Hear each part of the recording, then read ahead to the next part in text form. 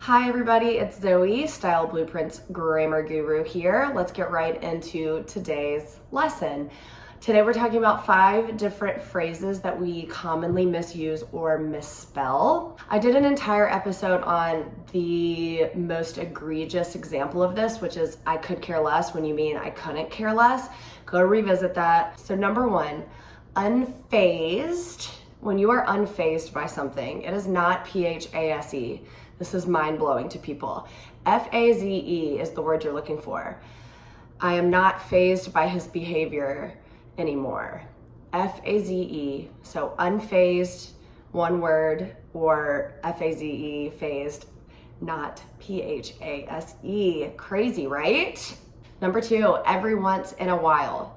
So it has to be in here and not and, because it's once in a while, an occurrence in a time frame. Another great plug for the difference between a while and a while.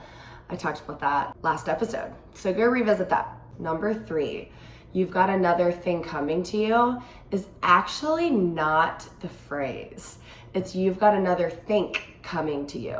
And I know that doesn't roll off the tongue, which is probably where this mistake originated. We started saying it as thing instead of think, and it just became thing. This one actually kind of makes sense as thing. You've got another thing coming to you. It kind of makes sense, right? But the history of it is think. The whole phrase used to be, and this was the mid-1800s, of course, British English is where it originated, was if you think that, you've got another think coming.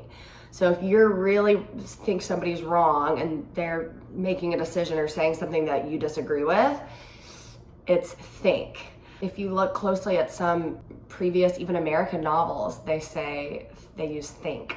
I'm gonna give you a pass on this one if you say you've got another thing coming because it's so ubiquitous, but it might impress somebody if you know that the real origin is you've got another think coming to you.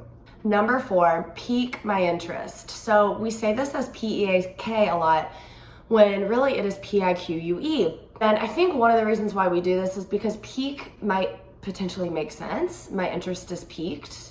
I'm at the top of the mountain of interest, but it is really pique, which means to arouse curiosity or anger. Number 5 is step foot in. This is wrong, y'all. It is set foot in, and there are a lot of reasons why. This one really irks me, and it's a mistake that you'll see writers make a lot. Set, in this case, is a transitive verb, which means it needs an object, so set foot in.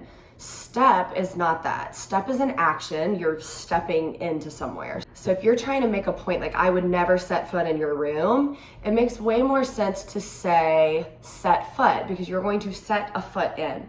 It shows intention and deliberation. Like I do not want to set even one foot into that room. I know, again, it might not roll off the tongue as well as step foot in, but set foot in is absolutely the better phrase to use. I did my best to combine all of these phrases into 2 sentences. I couldn't do it into one. Every once in a while, I am fazed by a mistake that really piques my anger.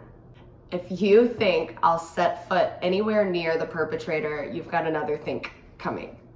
I'll learn something this week. Can't wait to see you next time.